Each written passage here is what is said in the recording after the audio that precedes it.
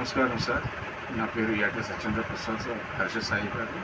నేను మీది చాలామంది చెప్పారు సార్, సహాయం చేస్తారు, పెద్దవారికి చేస్తారని చెప్పి అన్నారు సార్. నాకు మీరు నాకు సహాయం చేస్తారని నా బాధ నేను మీతో చెప్పుకుంటున్నాను సార్. నా పేరు యాట సత్యేంద్ర ప్రసాద్ సార్. నాకు నలుగురు చెల్లెలు సార్. నా నలుగురు చెల్లెలు నిమిత్తం నేను వివాహం చేసుకోలేదు సార్. నేను ఇట్లాగే ఉండిపోయాను సార్.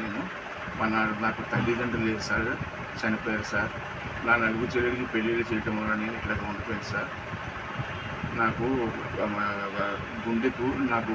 గుండెకు స్టెంట్స్ వేశారు సార్. నాకు మా ఇంటి దగ్గర నారాయణ మల్లారెడ్డి హాస్పిటల్లో 3 స్టెంట్లు పడినాయి సార్.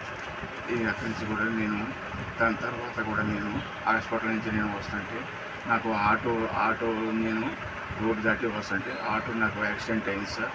ఈ ఆటో యాక్సిడెంట్ అవ్వడం నాకు ఎడమకాలు సార్. నా ఎడమకాలు ఇక్కడ ఇరిగింది సార్. నాకు ఇది మడం దగ్గర ఇరిగింది సార్. నాకు ఇక్కడ మడంకాలు ఇరిగింది సార్. అది కూడా నాకు చాలా బాధ అనిపించింది సార్. తర్వాత సార్ నాకు మొన్న కరోనా టైంలో కూడాను నా ఎడమ రెండు ఊపిరితిత్తుల్లో గుండె పక్కన ఉన్న ఎడమ ఊపిరితిత్తు కూడాను నాకు పాడైంది సార్. డాక్టర్ గారికి వెళ్ళి చూపించుకుంటే అన్నారు సార్, ఇది కరోనా వైరస్ వల్ల ఈ వైరస్ సోకి ఈ ఎడపక్కన ఊపిరితిత్తి పాడైపోయింది. ఇది కనుక ఆపరేషన్ కనుక దీన్ని తీసేసేయాలి, చేయించుకోవాలి, మీరు కొత్తగా పెట్టాలంటే మేము పెడతాం, లక్షలు 30-40 లక్షల దాకా ఖర్చు అవుతుందని చెప్పని అన్నారు సార్. లేదంటే కనుక మీరు ఈ మందులు కనుక వాడుకోకుండా ఉంటే సార్ మీకు ఈ రెండో ఊపిరితిత్తు కూడా మీకు పాడైపోతుందని చెప్పారు సార్. నాకు అసలు ఏం చేయాలో కూడా నాకు అర్థం కావట్లేదు సార్. నేను మా చెల్లి దగ్గర ఉన్నాను సార్, హైదరాబాద్లో. నాకు ఆమె డైలీ వేజ్ మీద పనిచేస్తుంది సార్. ఆమె తీసుకొచ్చిన డబ్బులతో ఇల్లు గడిచింది సార్.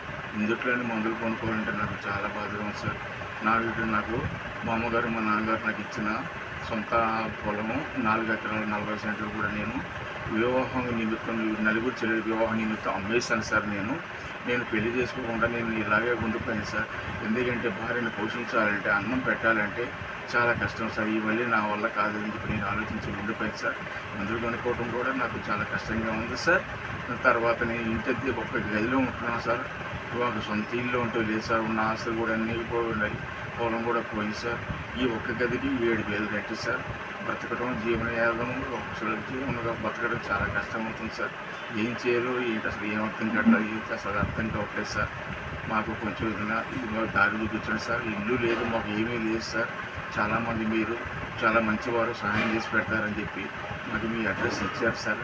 దయచేసి మా బాధను అర్థం చేసుకుని మాకు సహాయం చేయవలసింది ప్రార్థిస్తున్నాను సార్. నాకు ఫోన్ కూడా లేదు సార్, కట్టుకుంటాక నాకు బట్టలు కూడా లేవు సార్. నాకు చాలా కష్ట పరిస్థితుల్లో ఉన్నాను సార్. మీకు ఎంతోమందికి అనాథలకి, పేదవారికి అందరికీ చాలా సహాయం చేస్తున్నారు సార్ మీరు.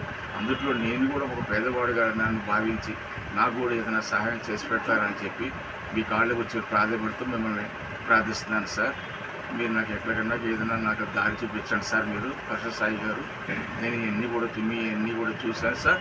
చాలామంది కూడా నాకు చెప్పారు సార్. నాకు ఆయన చాలా మంచి, ఆయన కష్ట సుఖాలు అర్థం చేసుకుంటే వ్యక్తి అయినా అని చెప్పని అన్నారు సార్. అది నేను కొంచెం అడ్రస్ మీది ఇచ్చారు సార్.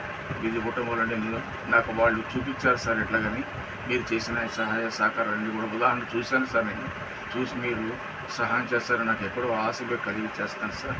కానీ సార్ నాలాంటి కష్టాలు, బాధలు మగవాడికి కూడా రాకూడదని నేను ఆ పరమేశ్వరుని ప్రార్థిస్తాను సార్. మీరు దయచేసి నా బాధ అర్థం చేసుకుని నాకు ఏదైనా దారి చూపించవలసిందిగా మీ పాద పద్మములను ప్రార్థిస్తున్నాను సార్.